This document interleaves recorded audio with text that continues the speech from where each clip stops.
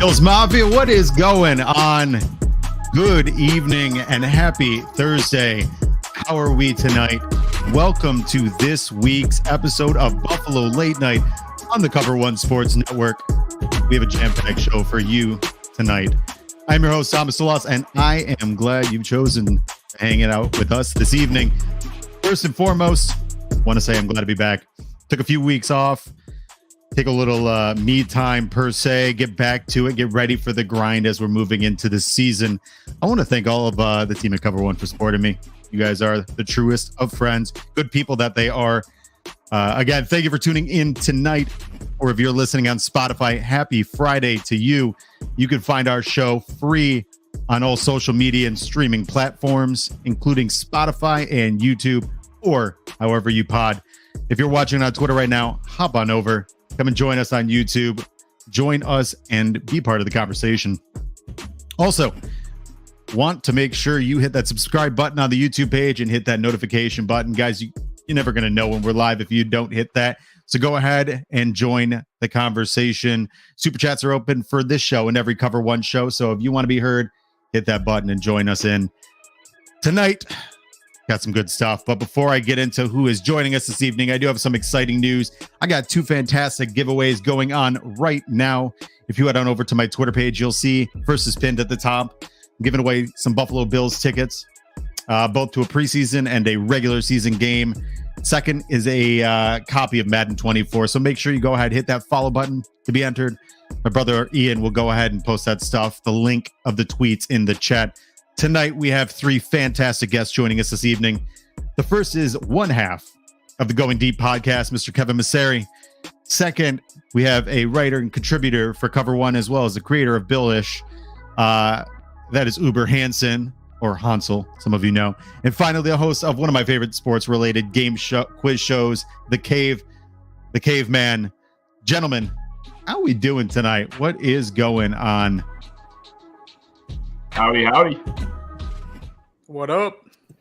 Fellas, how is your Thursday going tonight? Not too bad. I just hopped over from my show myself with Dan, and it was a great time, and I was thrilled when I got your DM. So I'm excited to be on tonight. So I appreciate you asking. Living the dream, man. Just glad to be here. It's another day in paradise, trusting the process. You know, another day, another dollar, whatever phrase you want to use. That's how I'm feeling. I'm just enjoying myself a couple beers as I blame my internet woes on the wildfires up north. So that's where I am at right now. Thanks, Terry. Go. Now, this past week, the Buffalo Bills had the official groundbreaking ceremony for the new Highmark Stadium, which is set to open September of 2026. Big time news for this incredible organization. Even bigger news for fans and their wallets and all of Western New York. Guys, give your quick thoughts. What are you thinking about for this brand new Bills Stadium? I mean, I personally I'm excited, of course, as I think we all should be. But I'm a little sad to see the old one go. I've been to quite a few games myself, in my days here. So I'm glad that we're going to be getting with the times, but also a little sad that, the same place we've been walking in for my whole life. I remember my first game when I was, 8 or 9 years old.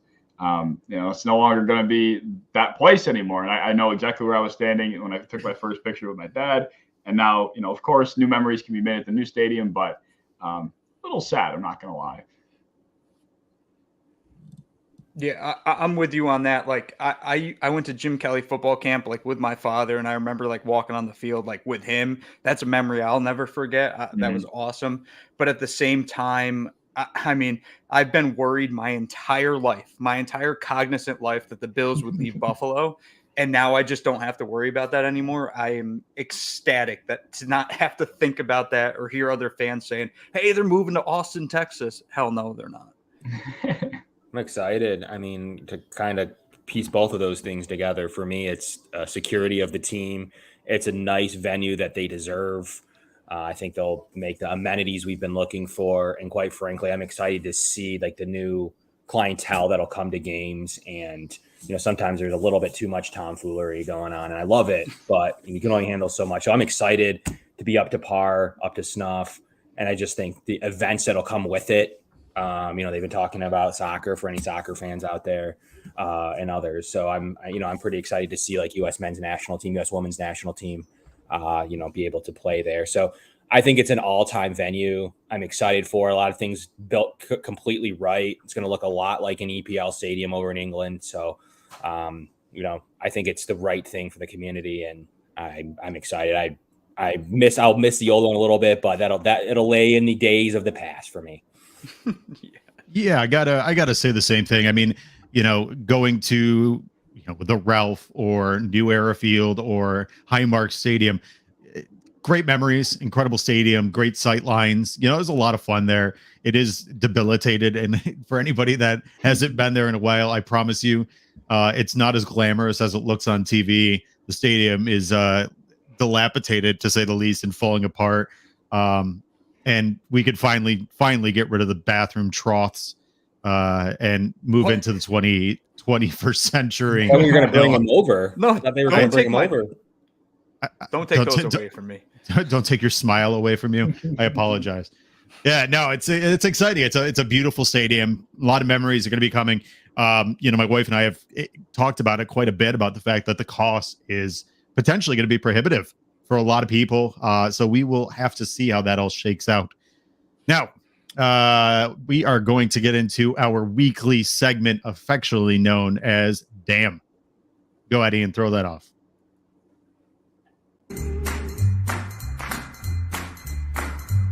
Damn.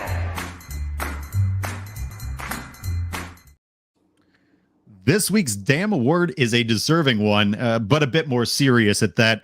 This offseason, 2 wide receivers for the Lions, Jameson Williams and Stanley Berryhill, were suspended for 6 games due to gambling. While it may seem like a light punishment compared to Calvin Ridley's 364-day suspension for the same offense, NFL's rules on gambling are strict. Players are allowed to gamble, but only under controlled circumstances. They cannot bet on the NFL, and no NFL personnel outside of players can bet on sports. However, players can gamble on other leagues. The issue with Williams and Berryhill's case is that they were not authorized to gamble while on the clock, which includes any time they're conducting team business. This rule inherently has vague wording, and the catch-all term conducting team business, well, it applies 24/7. Even during off-season trips or flights, while ignorance is not a defense, it is worth noting that the NFL has a large, lucrative deal with DraftKings, FanDuel, and Caesars, despite suspending players for gambling. We also found out that Isaiah Rodgers of the Colts is potentially facing a lifetime ban for betting on his own team. Oh boy, is this about to get juicy. Issues with players gambling seems to be on the rise, especially with the vast amounts of marketing surrounding sportsbook apps, not to mention the ease of use. We give this week's Damn Award recipient to the NFL's punitive board and marketing department for both promoting gambling and suspending players for partaking.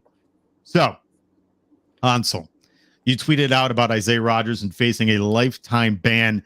Why don't you kick us off and give us your thoughts? And gentlemen, if you want to go around and just give us what you're thinking about this whole situation. Yeah, so, the NFL is going to make money wherever they can make money. So what better place to make it than on gambling on the NFL? But saying that, you can absolutely not have your players gambling on the NFL, let alone their own team, as Isaiah Rodgers did. You just can't do that, because then you're questioning the integrity of the game. Like, we can honestly believe that Isaiah Rodgers bet on his own team. That could be the true fact of the matter. But what's to say at some point he didn't bet on his own team and he didn't give up a pass deep to make a couple $100,000 on some sort of bet? I'm all for, like, Isaiah Rodgers, if he bet on the NFL, especially on the Colts, that's a lifetime ban for me. No questions asked. Bye-bye. Done with you. A la Pete Rose, who should be in the Hall of Fame, by the way. So that's where my hypocrisy comes in here. But yeah, betting on the NFL, betting on sports, like, just follow the rules, guys. Like, it's really not that hard for these players to do so. It's kind of the stupid test, the same way the marijuana thing was a few years back. Yeah, I mean, you pretty much said the bottom line. It's, you just don't do it. I mean, you work your whole life to get to a point where you could say you're playing at the NFL level, and you're willing to throw away life's work for, an online betting ticket. I mean, it just doesn't. For somebody that takes part actively very often, admittedly, ashamedly, but you just can't. You just gotta acknowledge the fact that you worked your whole life to get there. And I think you guys probably saw it too. The report that apparently Tom Brady even was called upon by the NFL to speak to a large group or maybe make a video to some effect to kind of highlight like, hey, wake up, guys. This is something that's clearly becoming an issue here. Don't do what these guys have done and waste your entire life's work because you wanted to place a bet. So they're really pulling out all the stops to try and withhold the integrity, which they're going to do no matter what.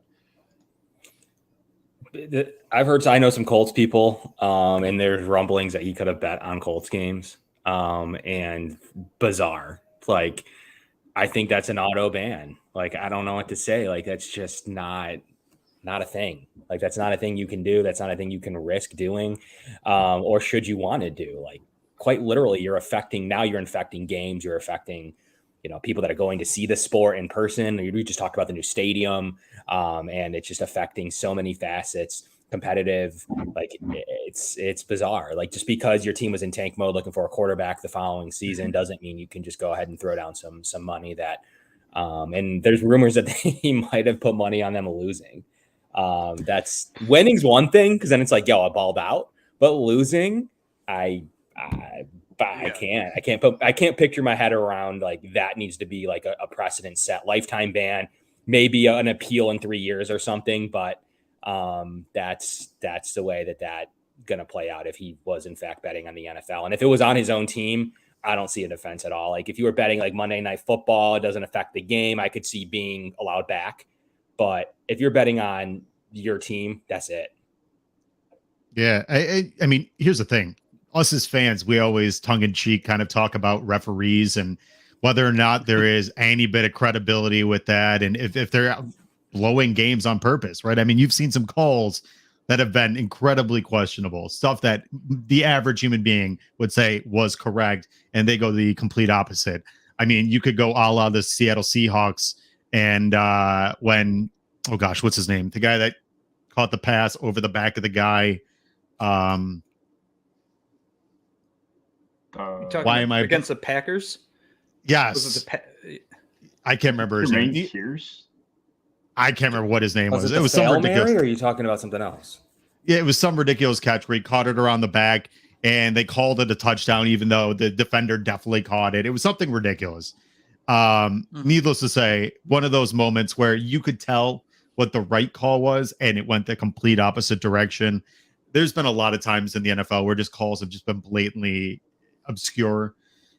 I think we're in the NFL. There's already enough stuff that you have to sit there and say, is there a validity to this? And then you're going to have players.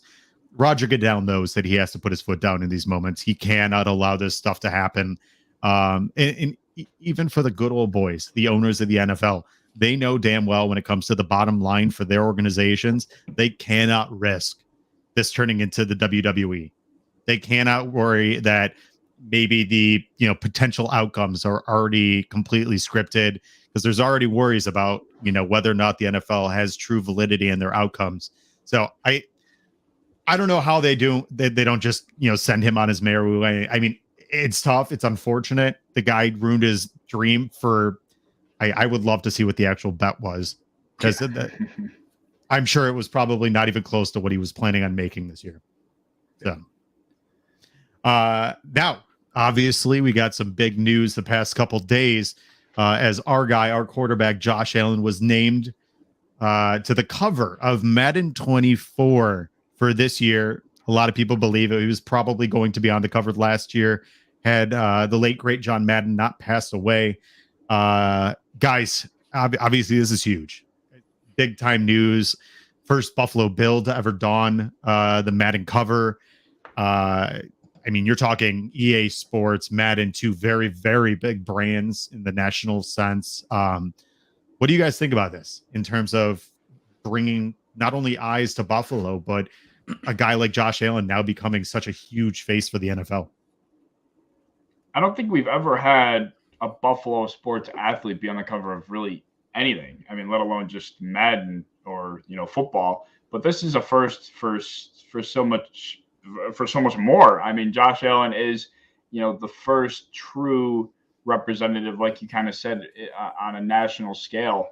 And, a guy that's being pushed out by the league, a guy that is becoming a face that the NFL wants to market and create a brand around. We're not used to that. And, it's one thing to be a good team, be constantly in the spotlight for that reason and making deep playoff runs and putting yourself on the map in that way. But this is definitely new territory as well for all of us. And I would say, especially a guy like Josh Allen coming from a small town, very hero, likable story. This is very cool, not just for us as a city, us for a team, us for a community, but for Josh Allen. I'm just happy. I'm happy for the guy. Everything he's gone through to get to this point. That has to be a pretty surreal moment.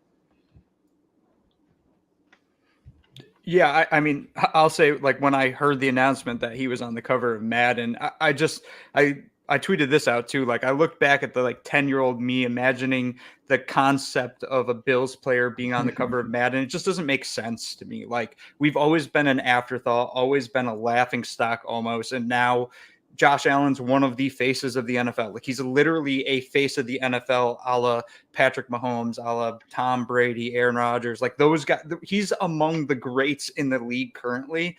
It's just really awesome to see. I'll say he's in reality the second Bills player to be on the cover of Madden after Terrell Owens. But I guess the Owens doesn't count. Actually, sorry, that was 2K03, I think. By the way, 2K should be brought back. Madden should go the way of the rushing attack in the NFL. Kevin? For me, I think it's just cool to see that that you have a player that's legitimately always going to be in the limelight. Like, he's legitimately always going to be the man.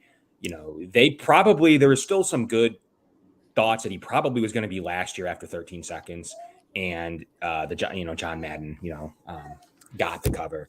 So I do believe that he was probably in the plans. When you reach that level, I think as a Bills fan or someone that watches the NFL in general, the Bills window is never going to close while he's the quarterback. Until he leaves this team or retires, the window is open. And whether I'm coaching, Sean McDermott's coaching, or some up-and-comers coaching, their window's open. And he's that good with whether it's Zay Jones or whether it's, his current slew of weapons like Gabe Davis. He's always going to elevate, and he's always going to be someone that's going to be a perennial divisional round quarterback. Yeah, I mean, it's an incredible, not only honor for Josh Allen, and I think that's one thing that, I don't think is said enough, is where his journey has taken him from a guy that, came from Fresno, went to JUCO, went to Wyoming. I was talking with some people in Twitter Spaces, and I was saying how, imagine telling yourself 10 years ago that the Buffalo Bills would have a quarterback on Madden, but one better, that the Buffalo Bills would have a quarterback who they drafted from the University of Wyoming on the cover of Madden. I mean, the most ridiculous story ever, but it's a testament to the guy himself. He's worked tirelessly to get to where he is, minus a hiccup or a blemish this offseason, whatever. The guy has been truly the face of a franchise and everything you would want him to be. He's a guy that carries himself in the highest regard. The way he treats, I mean, you saw the last couple of days, he's been with children that are, whether they're dealing with sickness, they've been in hospitals. The guy just knows how to do things the right way. And it's a testament to him, but it's a testament for Buffalo, because you finally have a team that has been the butt of most jokes, whether it's Wide Right or Music City Miracle, now 13 seconds, that they finally get their day in the sun. And even more so, the fact that the Bills have Bills fans from a California Bills backers bar that get to be in the photo with Josh. I mean, you can't get much better than that. You can't get much better of an opportunity. And even more than that, I mean, guys, you gotta say yourself that the Bills having the opportunity, because for the longest time it was like Anchor Bar or Mighty Taco that were like the brands that were aligned with the Buffalo Bills. Now you're talking like Josh is with Gillette, right? Like, we have the fact that Madden is part of this. You have major brands that are co-aligning with the Buffalo Bills franchise.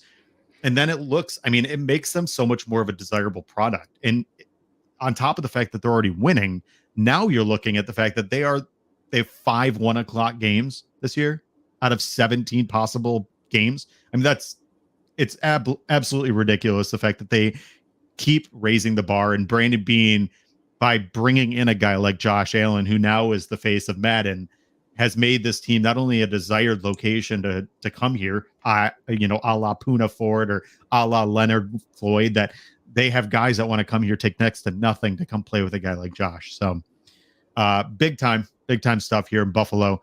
But let's get into tonight's main topic.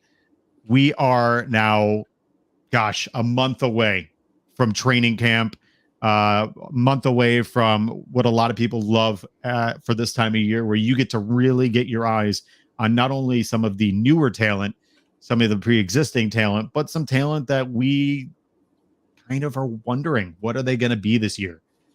So, gentlemen, I did send you guys some homework to do. So we're going to go around real quick. Kev, we'll start with you. And for each person, tell me what you're thinking, and then we're each going to discuss each person's thoughts, and then we'll go around and around and kind of discuss these different topics. But obviously, like I said, tonight's about training camp. So, Kev, what is the most interesting position battle that you are looking to key in on this year? There's really a couple, but there's not many. So we probably all have similars, or we're probably all fairly close, because if you look at the line, offensive line, you have an offensive guard battle on both sides. I left that one alone because I think it's fairly straightforward. But for me, I'm keying in and I'm eyeing solely this middle linebacker battle. I think it's an important part of this defense. It might be the only thing available. Like, really, I mean, you can make some arguments. Maybe it's slot receiver, maybe, like I said, at the guard spot. But realistically, this middle linebacker battle is the battle. And I've heard from inside the team that it could be anyone from Spector. It could be, someone like Dodson. AJ Klein's seen some reps there still too. And then obviously the younger third round picks in Dorian Williams. And then maybe everyone's, wild card in the whole situation, Terrell Bernard coming in and doing something differently than what Tremaine Edmonds was able to do. So that battle's fascinating to me. That middle linebacker, or off-ball linebacker, we should call them, is going to have a plethora of talent around them now. There's really no weaknesses on any part of this defense. So for me, I'm interested to see one of these third-round picks step up, or maybe Balin Spector come out of nowhere. But that's my favorite battle right now, because that player is going to have a rookie deal. On a rookie deal, they're going to be in a really powerful defense. I'm really excited to see who takes that and gets to play alongside Matt Milano and some other talented defensive linemen to keep them clean, like Puna Ford and Daquan Jones and Ed Oliver and others. And then your two edge rushers, Von Miller and Leonard Floyd, Greg Rousseau, Boogie Basham, AJ Epinesa. I mean, there's a lot of talent around to help that player develop. And that's my most exciting position, because I want to see a third round pick develop, because we heard about the Chiefs last year. That's what I want to hear this year, is one of these talented linebackers actually hit and be playing on a $1 million deal. I think I'm glad you kept highlighting Balin Spector, because I think out of that group, I'm probably, I guess, almost selfishly pulling for him to be the one that picks up the baton and runs away with it, just because he's the almost the odd man out in a sense. You could probably throw Terrell Bernard in that conversation too, but the favorite seems to be, a lot of people are talking about Dorian Williams now, how he's getting the nod. It's supposed to be the front runner. AJ Klein's going to be at the top of that battle, but I'm really fighting for Balin Spector internally. And, he kind of started off hot. He played a bunch of snaps in the preseason last year, showed some promise. He was playing off the ball very well, physical at the line of scrimmage. I personally, like I said, I'm glad you kept highlighting Balin Spector. I'm selfishly rooting for him, but I mean, truthfully, it really is a battle that we're only going to be able to see who won come game day. Yeah, for me, Balin Spector, like Thomas and I, a year ago now, probably literally a year ago this time, we're talking about Balin Spector is like, hey, this kid could be something in the future. He has to develop, but there's something there. His instincts are crazy good. So when you watch him play, you're going to see him just find the ball real quick right off As soon as like play action, whatever it is, he knows where the ball is at all times. I could see him kind of steal this spot. And this would kind of go against the narrative that some fans have that Brandon Beane isn't good at drafting, which I still don't really understand where that comes from. If Balin Spector ends up being a suitable starting middle linebacker in one of the best defenses in the NFL that you found in the 7th round, then I just don't ever want to hear Brandon Beane's not good at drafting again. As far as this competition goes, though, I mean, you're talking what? You got 1, 2, 3, 4, 5 guys that have a legitimate shot at winning this role. And this might be the only starting role on the entire roster that is kind of up for grabs. I mean, the guard position, I think we all know what we think's going to happen, but there could be a little bit of, a hiccup there or what have you. The other thing I'll throw out there, and I just wrote an article about this for Cover One, I wonder if the Bills just do something wild. I wouldn't bet on this. And they just say, hey, we're just going to play dime defense all the time. And Taylor Rapp's going to be our pseudo middle linebacker.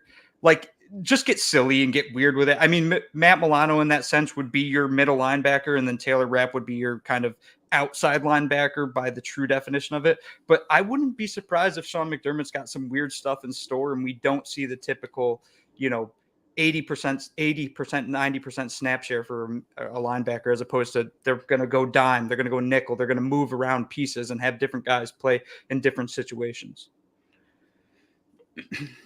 Yeah, I'll tell you. I mean, the different opportunities that the Bills have, and I mean, there's enough of some talent that they have on this roster that they could get super creative. The one thing I wonder is if they were to find somebody in a, a la Dorian Williams that they felt was not a drop off at that, will linebacker spot. If they felt that maybe Matt Milano, not to be a complete Mike linebacker, but they could slide him more into that Mike linebacker role where they felt that it wasn't going to be a massive drop off, because obviously going from an all pro weak side will linebacker is a little nerve wracking. But I think the one thing that you're probably going to see, and Kevin, I'm assuming you've heard this yourself, that Matt Milano probably will be the green dot for the Bills this year. And for anybody who doesn't know what the green dot means, it's as simple as they're the ones that are going to be calling the plays on the defense for the defensive side of the ball. They're the one that has the connection with the defensive coordinator, having the communication piece. But there's a lot that could be going on. It's an exciting piece to this defense, and probably the most questioned, right? Because obviously you have Tremaine Edmonds, who's out the door. And the one thing I want to say, and I want a lot of Bills fans to understand this, don't try to replace Tremaine Edmonds. He's a 6'5", 4 foot or a 4'5" 40 linebacker. You're not going to find him. They don't just come around every other day. He was more of an anomaly. He's an exception. He's not the rule. So, a lot of people sat there and say, oh, we let him go. We had a bunch of linebackers that are 6'2", 6'3". Well, that's what linebackers generally speaking are. Linebackers are not 6'5", 6'6". He was just a freak of an athlete and a freak of a human. And he was 19, of course, when he was drafted. So, take it as it is. We may be able to find something that works. And even more than that, go back to when Sean McDermott was at the Panthers, when he had Thomas Davis, when he had Shaq Thompson, when he had Luke Kuechly. None of them are big dudes. Luke Kuechly's 6'3.5", and he is absolutely going to be in the Hall of Fame. You don't have to be 6'5" to be a successful linebacker. Go ask Zach Thomas. Zach Thomas with his neck roll was 6 foot when he was playing for the Miami Dolphins. He was really, really good. So I think they've got some great opportunities. A lot of guys, and I love what you were saying, Hansel.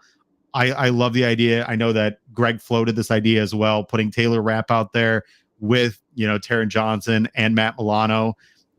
Just play speed packages, play Raptor packages where you're chasing these guys down. And at the end of the day, when you've got guys that are so tough to play in coverage, there's nothing better. They're not going to be able to run tight ends all over the place because you have guys that can keep up and they've got height. So, Caveman, what are you thinking? What is the position battle that you're most intrigued about going into training camp? Well, obviously linebacker came to mind immediately, but and battle, or is it kind of figuring out what it's truly going to pan out like? I guess you can determine, by your own discretion. But the running back spot right now, I'm not, going to sit here and say that this is, a lot of people have this conception that James Cook's the guy. He's going to be getting a majority of the touches, the whole 9 yards. He's RB1. We've seen over the course of history here with this team, we don't like to have an RB1, and we brought in 2 guys in Damian Harris and Latavius Murray that, they're here to serve niches. They're not, they weren't brought in because of their talent per se. They were brought in because of their skill set. And there's a clear and obvious role that they're going to serve on this football team. And for me, the battle comes in like Murray is the taller, stronger back than Damian Harris is lower to the ground. The more of the bowling ball type of guy. Where do these 2 guys kind of play into the offense, and which one are they going to determine is going to be, the one that's more so used in, the short yard situations, the goal line situations? I'm interested to see, obviously James Cook, Nyheim Hines are going to serve their purpose, open field, getting to the edge, pass catching capabilities, et cetera, et cetera. These 2 guys, how are they going to determine which one is going to be getting those certain opportunities? And I'm not sure what their plan is, but that's the battle that I'm really interested to see, because I don't know what their plan really is at this point. Yeah, I mean, I'll hop in on this. It's funny you brought this up. I thought that I was going to have to come out of left field and bring up this role. So I'm happy you did it. I think James Cook's the only lock on the roster. I think he's the only one that I'm 100% sure will be there week 1. He's going to be on the roster. I think that the Bills are only going to bring 3 of them on their active roster. I'm not going to count Reggie Gilliam. He's a running back, tight end, whatever. So I think the Bills carry 3 running backs this year. I don't know if it's going to be Damian Harris and Nyheim Hines, or Latavius Murray and Nyheim Hines, or Damian Harris and Latavius Murray. I think people are assuming Nyheim Hines is a lock. Like, he will be on this roster. I'm not so confident. I don't really know what his role is. Is he just the kick returner, or is he the scat back out of the backfield? Why do we need the scat back? Like, isn't James Cook supposed to be a good pass catching running back? Shouldn't we see him on the field in those situations? Didn't we just draft Dalton Kincaid to be kind of this intermediate pass catcher? So I'm kind of looking at this spot like, who's going to win in camp out of these? Who are the 2 that are going to win these, or 2 out of these 3 that are going to win the 2 spots remaining? I could see it being any of them, because at the end of the day, they're all on 1-year contracts essentially. So what's the harm in getting rid of one when you can keep the other one? I wonder if they have any thoughts of, I know Reggie Gilliam's been a staple for a bit. This is another thought completely out of left field, but knowing Latavius Murray's frame, I'm not too familiar with how he is as a blocker or, playing at the line of scrimmage in that sense, but maybe they'll determine that Latavius is the guy that plays in spot for Reggie on occasion, because he's the bigger, taller guy. And then, they bring in Damian, because when I was thinking about it, like you mentioned, Nyheim in my mind was like, he's in, but why? Why is Nyheim in? Why is that the automatic assumption? And I think I thought about it for a second. Well, because he was the guy that was returning kicks last year. And now with this new rule, who knows how much they'll even value what that player is going to be for this team. So Nyheim might have lost, his true security on this roster due to a stupid rule change. We don't know what it's going to be. And, I love that you even brought it up, because I wasn't even thinking about it that way. But, this running back battle it's flying under the radar massively, just because of the James Cook at face value. Nobody's really recognized what's going on behind him. Kev, what are your thoughts on the situation? I think running back's pretty fluid. Like, I'm not 100% sure Nyheim Hines makes the roster. He has a $3.5 million free cap savings. I don't think the Bills would hesitate to continue to upgrade running back if the right opportunity presents itself. And Latavius Murray actually has a really good advanced statistics. He's liked by a lot of different metrics. He's liked even by PFF's advanced metrics. PFF even had him 8th with their stupid grades, but still, that's still interesting that he is still effective. And at his salary number, I definitely see him making the roster as kind of the last piece in the room. I agree that it's not just Cook's job. I think that he can come in and win it. He's never had more than 11 carries average ever. So it's hard for me to then just project that even that player is going to get consistently 14 to 16, 18. I don't see it. So Harris is an interesting perspective. There's been rumors the Bills have floated around with some of the bigger named running backs since last year.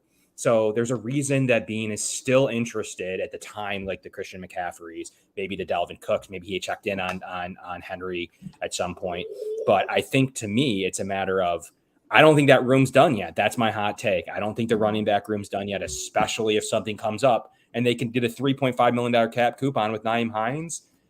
I mean, there's a natural swap there that wouldn't cost the team any money. So I'm very interested to see how this plays out. But for me, I'm not positive that the room's done. I think Kevin's beating around the bush a little bit here with the name he wants to say with the Nyheim Hines coupon. I actually did not think about this until you brought up that coupon and how much money it is. And I tweeted out today that I don't particularly want to spend certain money on this certain player, but if Dalvin Cook wants to come for Nyheim Hines' contract, I mean, come on now. Like then you got to do it, right? You have to do that. Well, it's not only just him too. If you look at, the Reggie Gilliam, his dead cap hit 600,000. Latavius Murray has next to no dead cap hit. Same thing with Damian Harris. None of those guys have prohibitive contracts that stop them from having the ability to sign a Dalvin Cook. The one thing is, though, about Dalvin Cook, I will say, last year was the first time in his career. Now, the offensive line for the Vikings was not fantastic, but it was the first time in his career in the NFL that he did not have positive yards over expectancy for him as a running back. So that is a bit concerning. He had more short yardage stuffing, plays than he had, ones where he was breaking actual, plus yardage. So I know Brandon Beane is a smart general manager. I know it's easy to connect the dots bringing Dalvin in because of James. The one concern I have with that is I just want James to make his own name, to be honest with you. And Dalvin's great. Dalvin was great for a long time, and Dalvin could still be great. But at the end of the day, James could also be very good. And he showed last year. And people talk about the fact that Breece Hall, if he had kept playing, he would have been the rookie of the year. James Cook had almost the exact same amount of carries and yards, had 0.1 less yards per carry. And he got all his carries chopped across the entire season, not in front loaded in the first 4 games. I think you can expect to see James Cook really shine this year when given a true opportunity. But I agree, Kev. I don't think the running back room is settled by any stretch. Though I will say Latavius Murray had the best season of his career last year over 2 different teams as a 33-year-old man.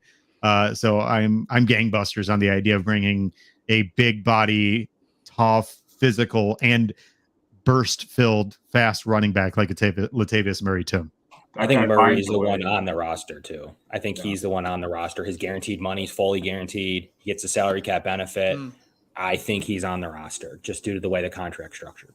That guy finds a way out in the field, making an impact no matter where he is. He's one of those veterans at this point that you bring him in, you intend to have him used somewhere at some point in time. And on a separate tangent with this running back thing, I think Dalvin Cook is the name value. It's one of those things where the name value is just driving his stock up way further. It was just mentioned his yards over expected number weren't great. I threw out the opinion that, obviously the Dolphins are at the top of the conversation for him right now.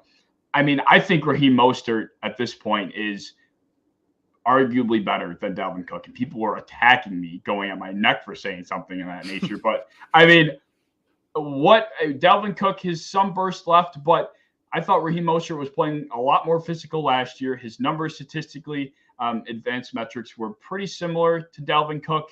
I know Dalvin Cook had a decent more missed tackles forced, something to that number, better than Raheem Mostert. But other than that, I mean, I thought Mostert was excellent. I think he serves that role very well for Dalvin. And for perspective, I don't think you're getting the Dalvin Cook that a lot of people are suspecting you get. And I think that's something to note when talking about this conversation.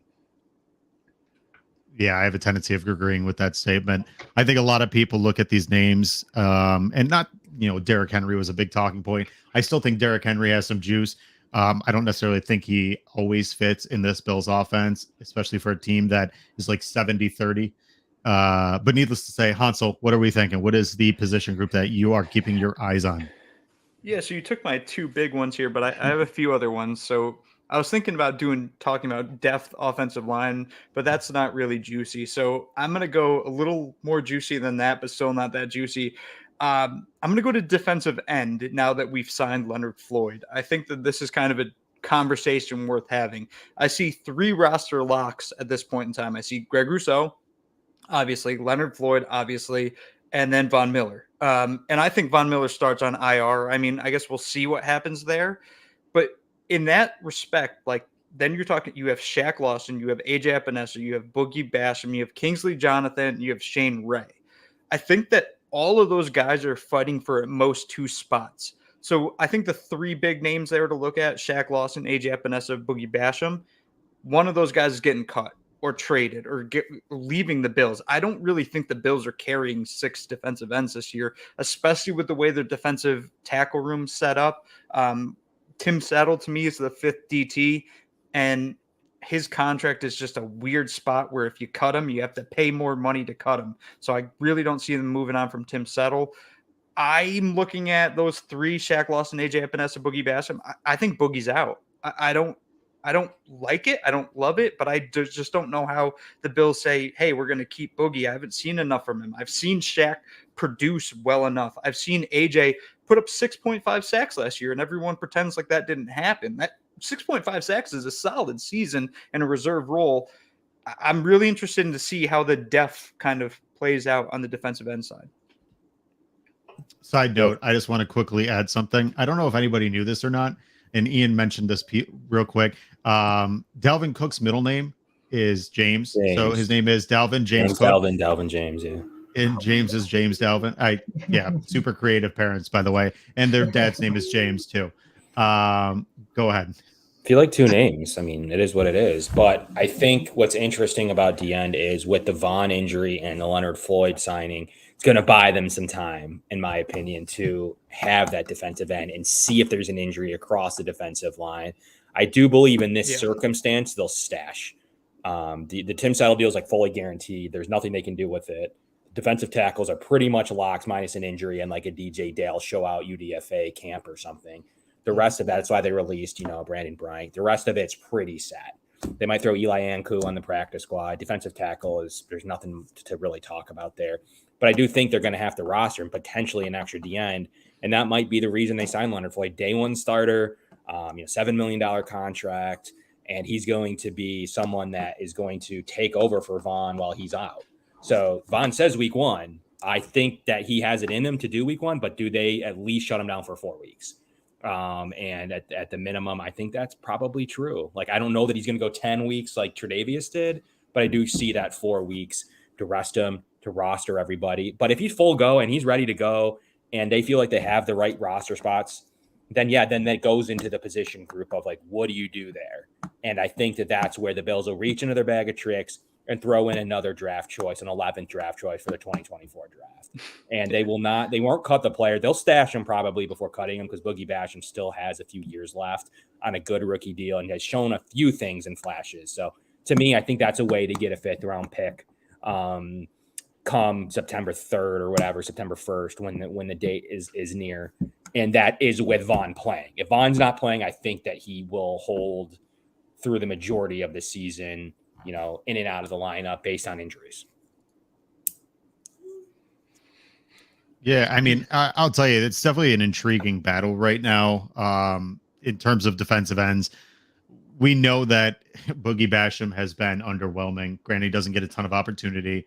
Like you said, Hansel, I think Epinesa had a better than statistical average season for what he was. A lot of it, you'd have to look and see. Was it cleanup? Was it, just kind of right place, right time sacks? He does have some nice, finishing moves, and he showed some flashes early on in the season.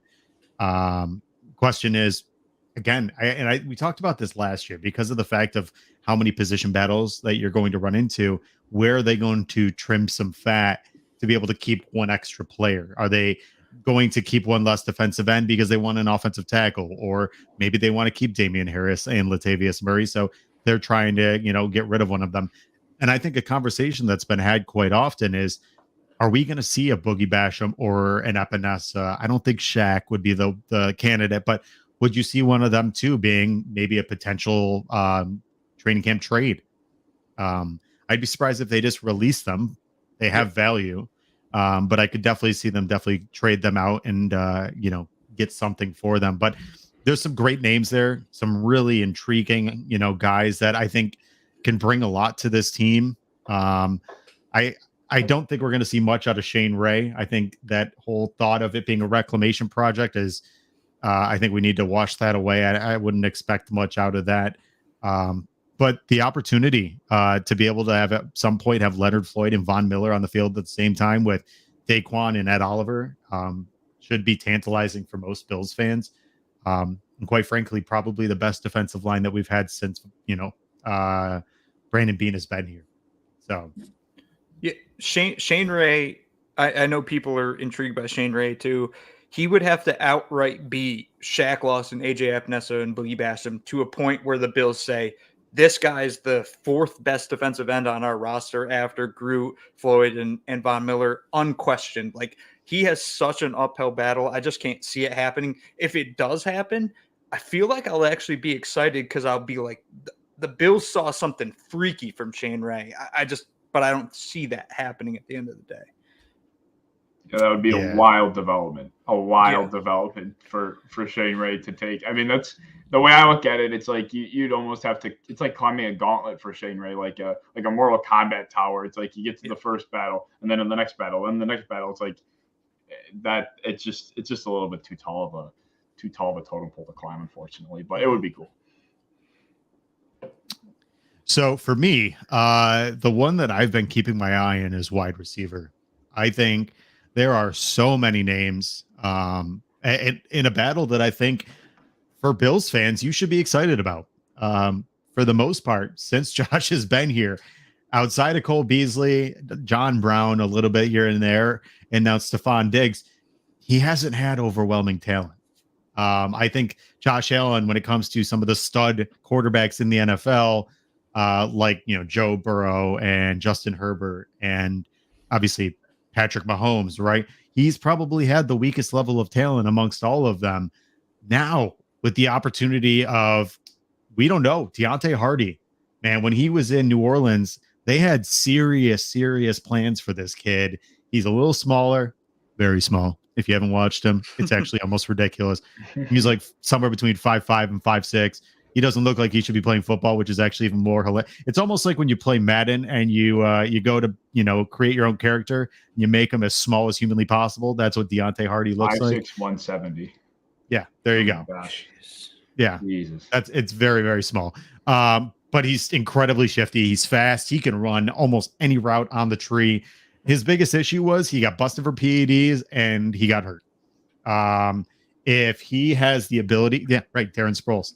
The human bowling ball. If you can get something out of him, that's unbelievable. And the big part about it is if you look at the contract that he signed, they didn't sign him just to bring him in. They didn't sign him just to hope he can win a job in training camp. They signed him because they believe, and he was one of the first. I believe he was the very first signing right when when free agency opened. They believe that he can make an impact into this offense. So that's a big one right there. Trent Sherfield, a one that Tyreek Hill was clamoring as to why they let him go. The PFF, again, Kevin's favorite, PFF #1 graded blocking wide receiver last year in the NFL, a guy that has incredible prowess, something that we need. And to be honest with you, something I've talked about, and I think that needs to be brought up more, the Bills are getting more physical. They're getting tougher to play against. You saw every single year the Bills find a way that they need to get better in certain avenues, right? You saw that they went ahead and they got a defensive end because they saw what Cincinnati did to Kansas City. They went and got Von Miller.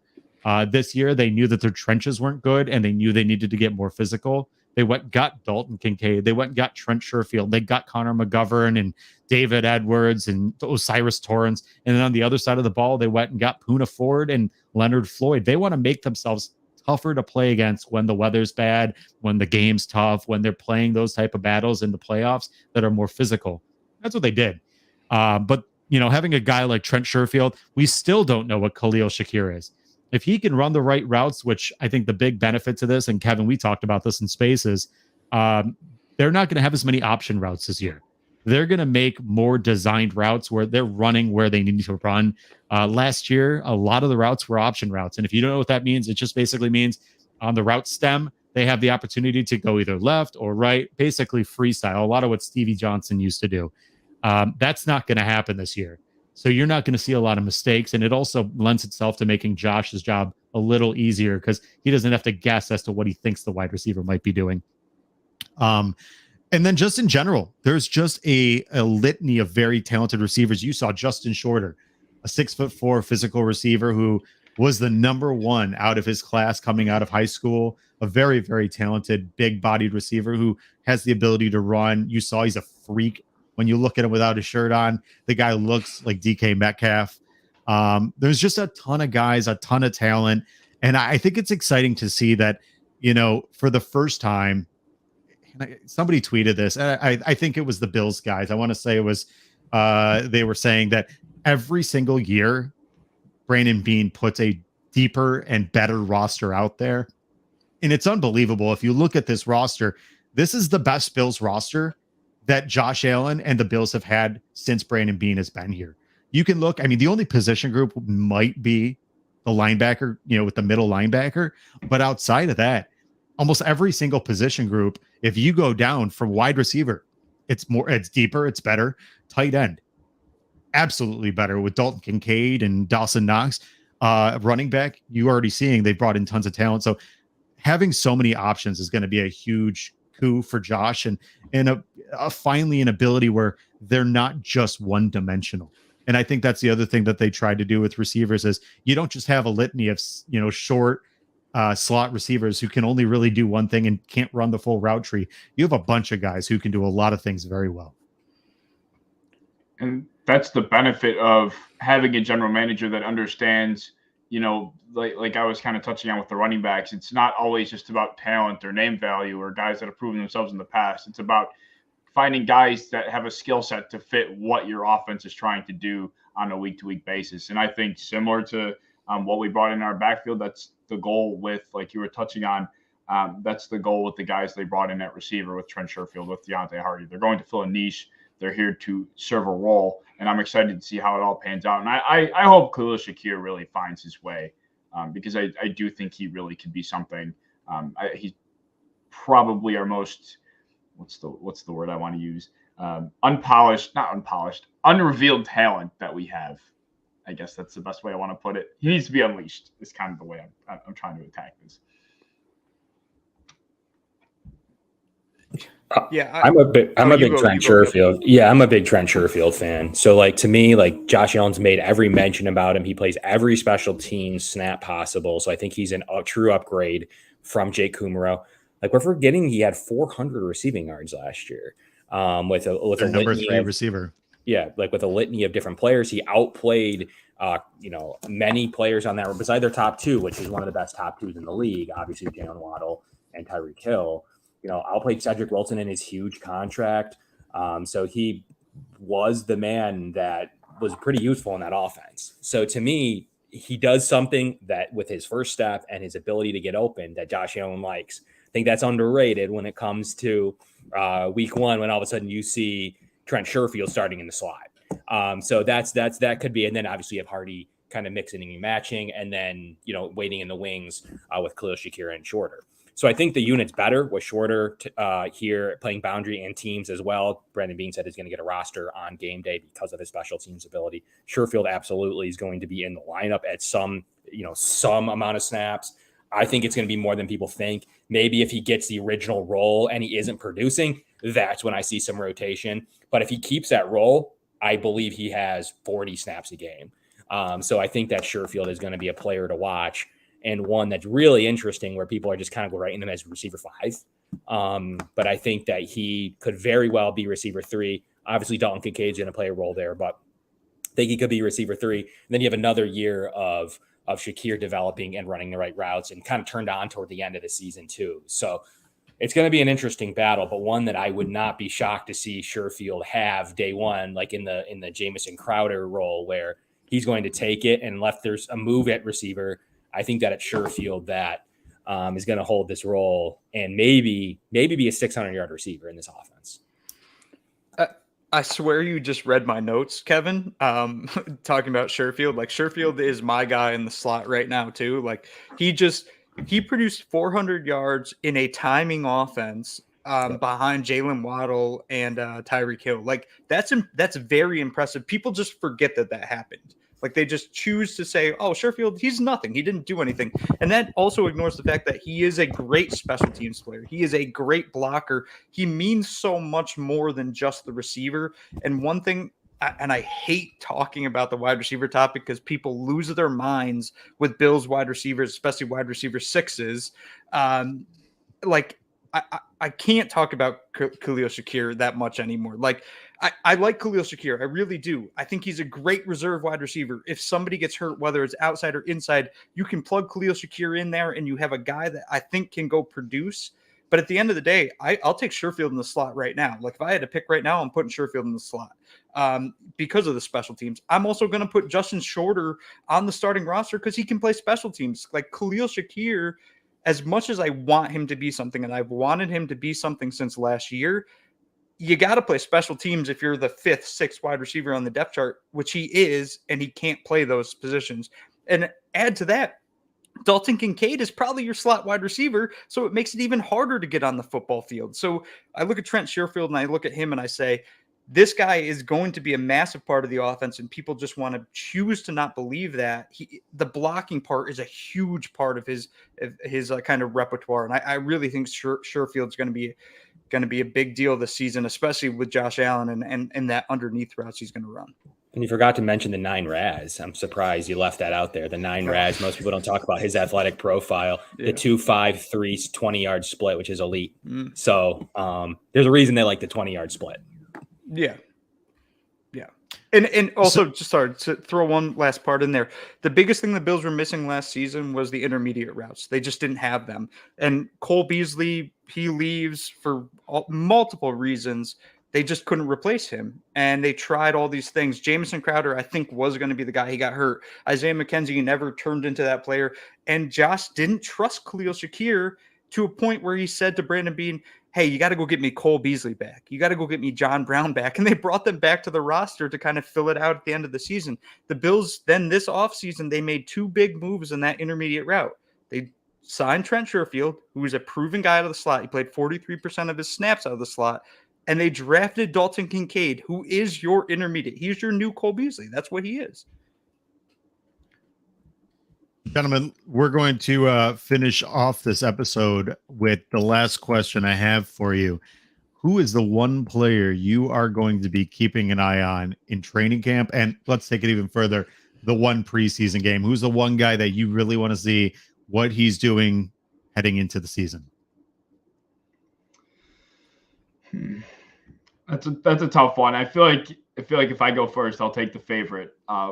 With Balen Spector. I kind of feel like Balen Spector is going to be that guy. He was that guy for me last offseason.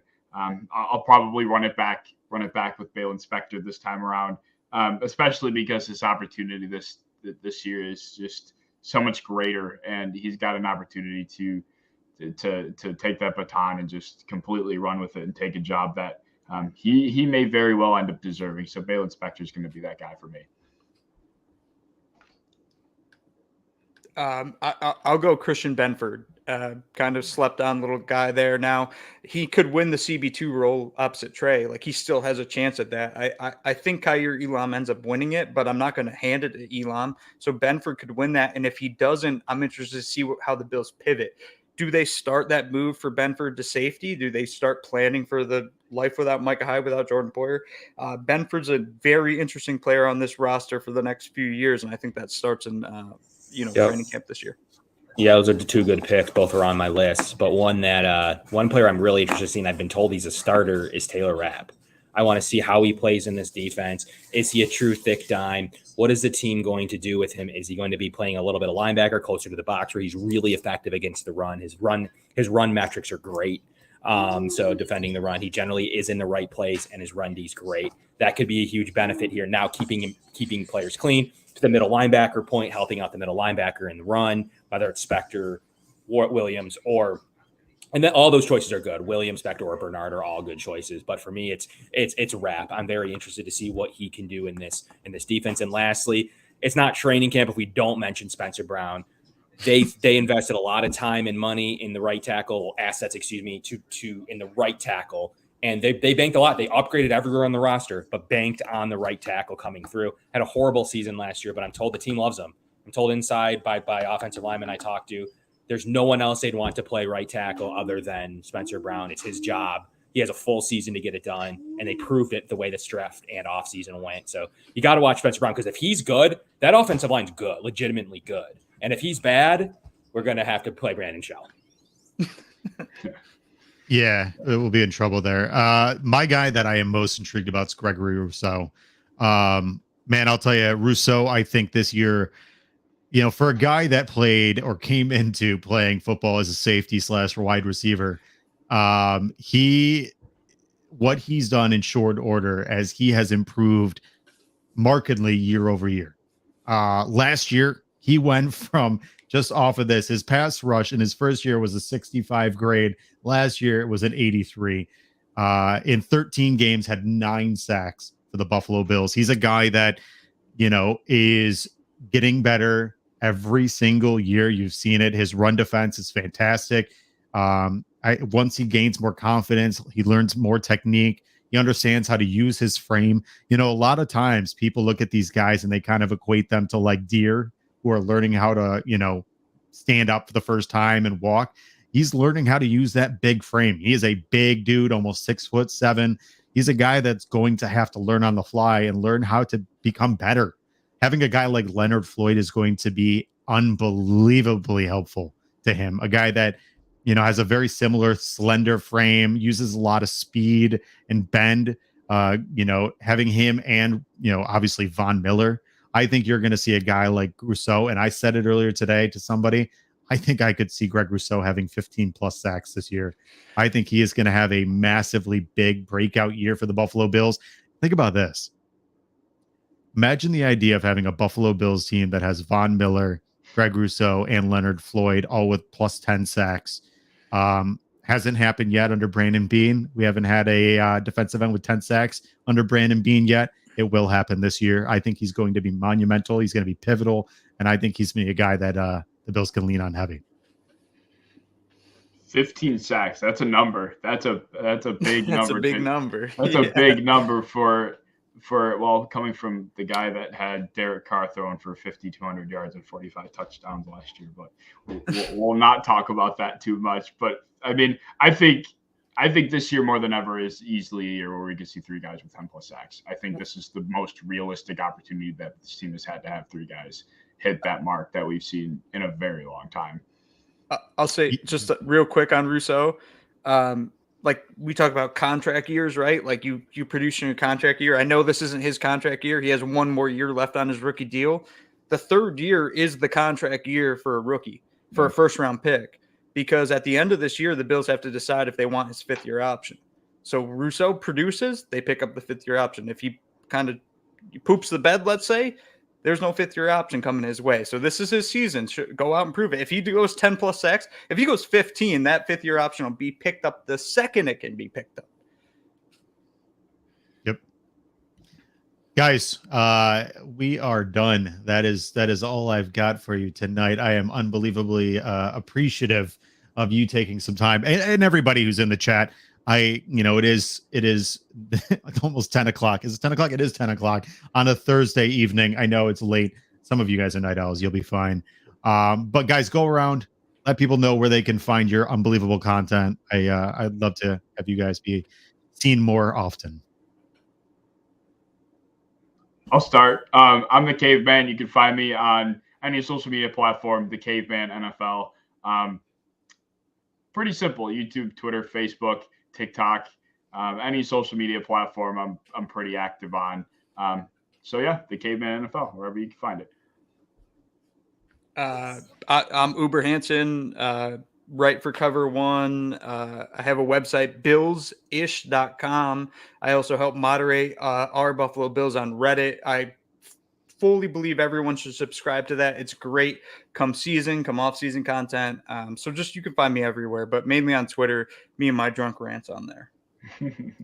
For sure. And Kevin, Tuesdays, as always, the Caveman, I've been on your show. I know, got real close to taking your top leaderboard trivia at one point, but real good content from both of you guys. And you can find me on the Tuesday at 7 show. And we get into it. So me and Mike really start breaking down some stuff. Guys, make sure you check out all 3 of these guys. They're really, really great content. Seriously. What's up, buddy?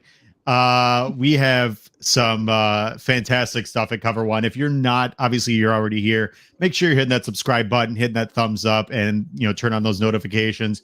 We are heading into the NFL season. We are jam-packed with content. Sign up for One Pass. You can get in on some great conversation, get some inside scoop, watch some breakdowns. Eric Turner just put his breakdown on Leonard Floyd. It was fantastic. Really, really good stuff. Anthony Prohaska over in the film room. There's some really, really good stuff at Cover One. So I highly, highly, highly suggest going ahead and doing so. Also, like I said earlier in the show, go ahead and check me out on Twitter at the Thomas DeLoss. I got 2 giveaways going on right now. I'm giving away Bills tickets, as well as I'm giving away a edition of Madden 24. You'll find those right on my Twitter feed. It's pretty hard not to miss them. But again, guys, want to thank you guys so much for tuning in tonight for Buffalo Late Night on Cover One. I have been your host, Thomas DeLoss. You can find me at the Thomas DeLoss. Make sure you're checking out, as I said, all of Cover One's fantastic content. We will see you next week. As always, go Bills. Go Bills. Go Bills. The Bills make me wanna shout. Hey, hey.